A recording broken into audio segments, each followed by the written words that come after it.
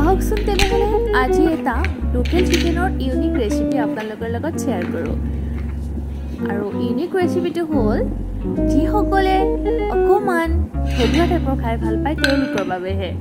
সকলোৱে আকৌ তেনেকুৱা সোৱাদটো নিবিচাৰে নহয় জানো? মই তেনেকৈ ভাবিলোঁ আজি এটা ট্ৰাই কৰোঁ। প্ৰথমে ৰ'ব মই এইখিনি ধুই লৈছোঁ আৰু এইখিনি কি হয় মই জনাই আছোঁ ৰ'ব। প্ৰথমে মই চিকেনখিনি যিহেতু ফ্ৰিজত থোৱা আছিলে মই অকণমান চিকেন তাৰপৰা লৈ লৈছোঁ আৰু এনেদৰে প্লেট এখনত মই উলিয়াই লৈছোঁ গোটেইখিনি সামগ্ৰী। আচলতে ইয়াত খুব কম বস্তুৰে এখন খুবেই সোৱাদ লগা ৰেচিপি এটা তৈয়াৰ কৰিব পাৰি।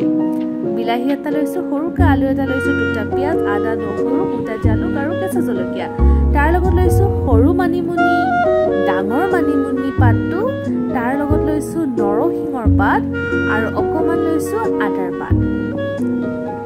প্ৰথমে মই বহুবাৰ ধুই লৈছোঁ, তাৰপাছত এনেদৰে মিক্সিত মই এতিয়া পেষ্ট কৰি ল'ম। মিক্সিত পেষ্ট কৰিব লাগিলে মই লৈছোঁ তাত মানিমুনি, নৰসিংহ, অকণমান আদাৰ পাত আৰু তাৰ লগত বিলাহী আৰু পিঁয়াজখিনি দি দিছোঁ। যদি আপোনালোকে ধনিয়া খায় নহয় ধনিয়াও এড কৰিব পাৰে, মই কিন্তু দেউতাই যিহেতু ভাল নাপায় মই ধনিয়া নিদিলোঁ। তাৰ পাছত মই সেইখিনি পেষ্ট কৰা হোৱালৈকে কেৰাহীটো পাতি লৈছোঁ আৰু কেৰাহীটো গৰম হ'বলৈ দিছোঁ। তাত মই এতিয়া মিঠাতেল দি দিম।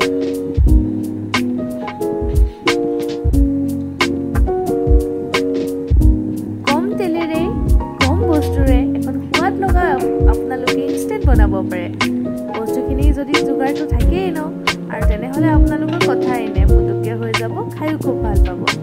অকণমান ডিফাৰেণ্ট, অকণমান ৰ'ব মই জালুকো ব্যৱহাৰ কৰিম যিহেতু জালুকখিনি খুন্দি লৈছোঁ। খুব বেছি মিহি নহ'ল পিছে, কিন্তু এনেকুৱা হ'লেও খাবলৈ ভাল লাগে। আৰু ইয়াতে লাগতিয়াল যিখিনি গোটা মছলা মই গোটেইখিনি উলিয়াই লৈছোঁ। ইয়াত প্ৰথমে দিম মই অকণমান পাঁচফোৰণ। চম্ভাৰত প্ৰথমে মই অকণমান পাঁচফোৰণ দি লৈছোঁ।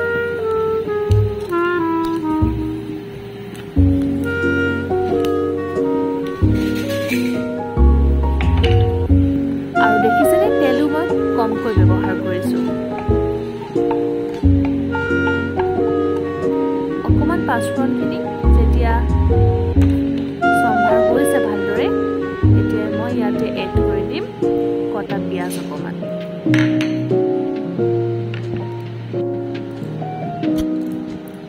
ৰ'ব পিঁয়াজৰ আগতে মই দিলোঁ এখিলা তেজপাত, ককাৰে পাহৰিলোঁ নহয়। কি কৰিব মানুহ মাত্ৰই ভুল নে কি কয়।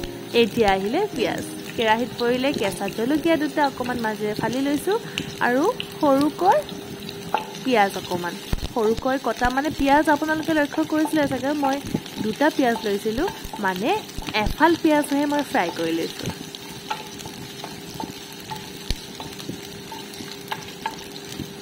আৰু বাকীখিনি বিলাহী, মানিমুনি, নৰসিংহ, অকণমান আদাৰ পাত, তাৰপাছত আদা নহৰু আটাইখিনি মই এনেকৈ অকণমান নিমখ দি পেষ্ট কৰি ল'ম। গতিকে ইয়াতে মই তাৰে আধা, মানে দুভাগৰ আধা ভাগে মই ইয়াতে দিছোঁ আৰু তাৰ লগতে দিছোঁ এটা আলু আৰু আলুখিনিও পিঁয়াজৰ লগত এনেদৰে ফ্ৰাই কৰি লৈছোঁ। সকলোৰে কিন্তু টেষ্টবোৰ সুকীয়া। কেতিয়াবা কি হয় জানেনে, ইমান মা মছলা খাই থাকোঁ যে কেতিয়াবা এনেকৈ অকণমান বেলেগকৈ বনাই খায়ো ভাল লাগে, খাই চাবচোন।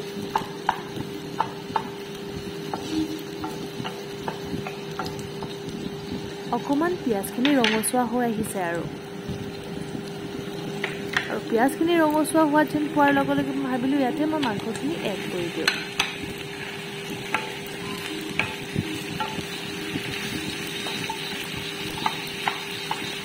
যিসকল অসুখীয়া মানুহ আছে তেওঁলোকৰ বাবে খুবেই উপকাৰী এইখন চব্জি।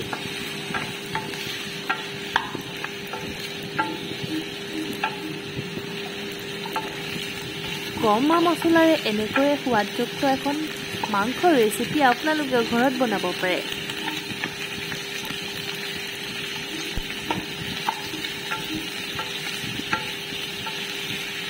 আৰু এনেও চাবচোন কেতিয়াবা অকণমান বেলেগকৈ খাই কিবা এটা ভাল লাগে নহয় জানো। সদায় সেই একেবোৰেই খাই খাই কিবা কেতিয়াবা আমনি লাগে। আপোনালোকৰো হয়নে তেনেকুৱা? এতিয়া অকণমান ইয়াতে হালধি দিছোঁ, আৰু অকণমান নিমখ, যিহেতু মই পেষ্ট কৰোঁতে নিমখ এড কৰিছোঁ, গতিকে সেইবাবে মই ইয়াতে অকণমান কমকৈ নিমখ দি লৈছোঁ আৰু এনেদৰেই লৰুৱাই আছোঁ।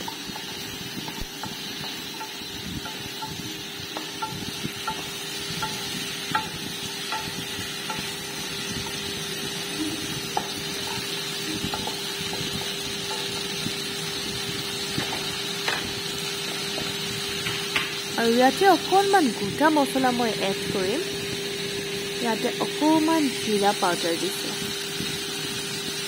দেখিছেনে পৰিমাণটো খুবেই অকণমান, আৰু অকণমান ধনিয়া পাউডাৰ দিছোঁ।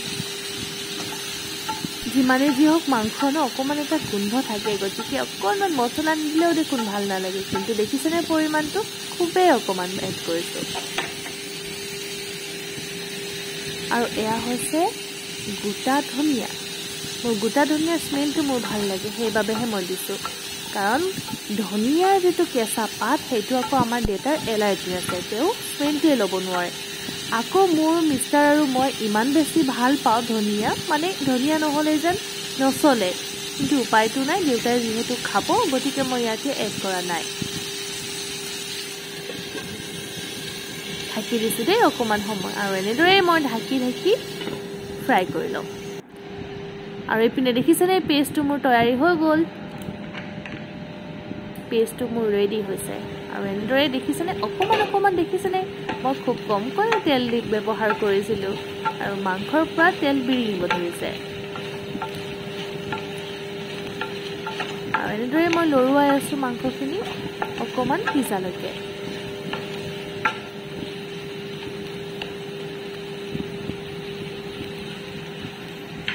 মাংসৰ কালাৰটো লাহে লাহে চেঞ্জ হ'বলৈ ধৰিছে।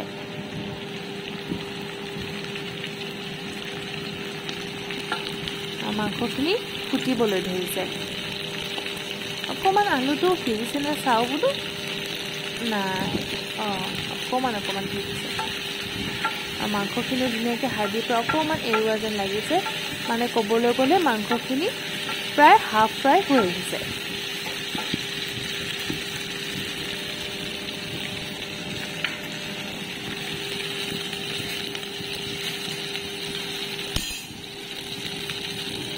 আৰু এতিয়া মই বনাই থোৱা পেষ্টখিনি গোটেইখিনি দি দিছোঁ।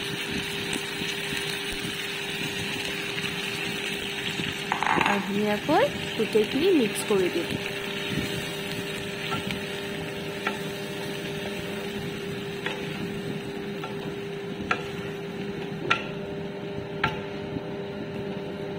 কিন্তু ইয়াতে এটা কথা উল্লেখ কৰিব লাগিব, যিহেতু ইয়াতে মানিমুনি, সৰু মানিমুনি, ডাঙৰ মানিমুনি, নৰসিংহ, আদা পাত, তাৰ লগত বিলাহী, পিঁয়াজ, এনেও লক্ষ্য কৰিবচোন, যেতিয়া আমি পিঁয়াজটো পেষ্ট কৰি দিওঁ এটা কেঁচা গোন্ধ ওলায়, নহয়নে? তাতে আকৌ মই মছলাৰ সৈতেতো ফ্ৰাই কৰা নাই, গতিকে এইখিনি মই অকণমান পানীও দিছোঁ, গতিকে অকণমান জুলীয়া টাইপ হৈছিল। গতিকে মিশ্ৰণটো খুব বেছিকৈ লৰুৱাই ফ্ৰাই কৰিব লাগিব, কিন্তু জুইৰ ফ্লেমটো সদায় শ্ল' ফ্লেমত ৰাখিব, কাৰণ বেছি হাই ফ্লেমত দিলেও দহি যোৱাৰ চান্স থাকে। এনেদৰে মই ঢাকনি দি জুইটো একেবাৰে কমাই দি কেনে এনেদৰে লৰুৱাই আছোঁ। দেখিছেনে গোট খাই আহিছে, আৰু গোন্ধটো অকণমান কেঁচা গোন্ধ যিটো আছে সেইটো এনেদৰে নাইকিয়া হ'ব। কিন্তু এটা কথা মনত ৰাখিব, কম জুইত ঢাকি বনাব, জলদি হৈ যাব।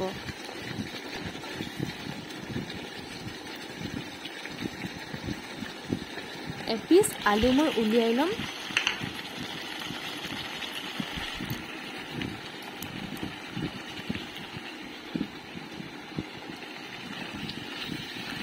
আলু মই সৰুকৈ আলু এটা 4-2 কাটি দিছিলোঁ, তাই 2 মই এনেদৰে উলিয়াই ল'লোঁ।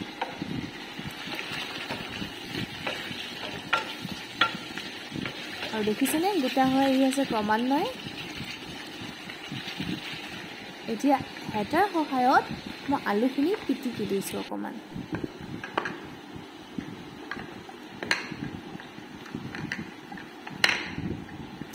থুপথুপীয়া হ'ব, খাবলৈও ভাল হ'ব, সেইবাবে মই আলুখিনি এনেদৰে অকণমান পিটিকি লৈছোঁ। আৰু আলুখিনি ইয়াতে এড কৰি দিম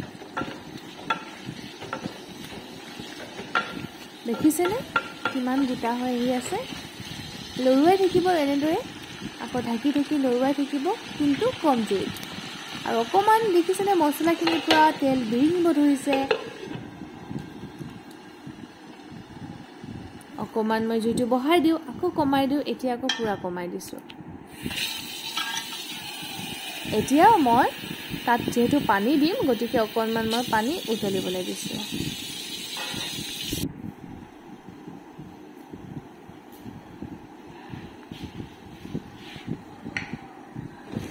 ঠাণ্ডা পানী ব্যৱহাৰ নকৰিব আপোনালোকৰ পানীখিনি উতলাই ল'ব তেতিয়া যিটো এটা স্মেল পায় বা চেঁচা পানীখিনি দিয়াৰ লগে লগে এটা চব্জিখিনি কিবা এটা নাইকিয়া লাগে আচলতে গৰম পানী দিলে জলদিও হ'ব জলদিও সিজিব আৰু টেষ্টটো ভাল হয় বেলেঞ্চ কৰে আচলতে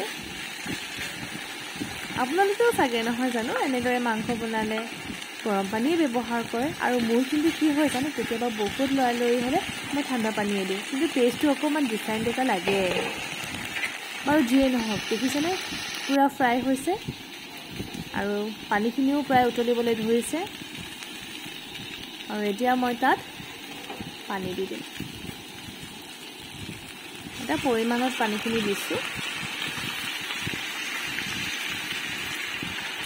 অলপ কৰি দিছোঁ এবাৰতে কিন্তু ঢালি দিয়া নাই পানীখিনি অলপকৈ পৰিমাণত পানীখিনি দিছোঁ আকৌ গোটেইখিনি ধুনীয়াকৈ মিক্স কৰি লওঁ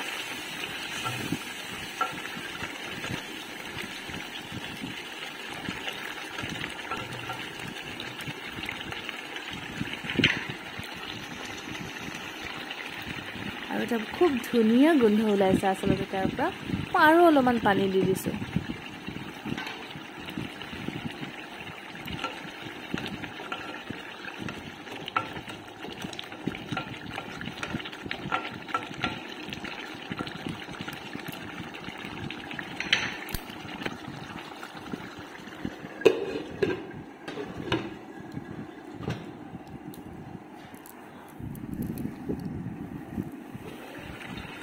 আকৌ ঢাকনিখন দিছোঁ ঢাকনিখন এৰুৱাই লৈছোঁ আৰু দেখিছোঁ খুব ধুনীয়া এতিয়া কিন্তু গেছৰ ফ্লেমটো হাইত ৰাখিব যিহেতু পানী দিছোঁ ধুনীয়াকৈ উতলিবলৈ দিব আৰু শেষত মই ইয়াতে খুন্দি থোৱা জালুকখিনি দি দিছোঁ জালুকৰ এটা গোন্ধ ওলাব আৰু জালুকখিনি আধা খুন্দাকৈ দিলে কিন্তু টেষ্টটো আকৌ বেছি ভাল পাওঁ সেইবাবেহে মই আধা খুন্দাকৈ দিছোঁ ইয়াত মই পেকেটৰ যিটো জালুকৰ গুড়ি ব্যৱহাৰ কৰা নাই কিন্তু এই টেষ্টটো নাপাওঁ যিটো আধা খুন্দাকৈ খুন্দি দিয়া জালুকটো আকৌ গোটা জালুকটো টেষ্টটো আচলতে অকণমান ডিফাৰেণ্ট হয় খাবলৈ মোৰ তেনেকুৱা লাগে নাজানো আপোনালোকৰ কেনেকুৱা ভাৱ হয় আৰু এনেদৰে লৰুৱাই আছোঁ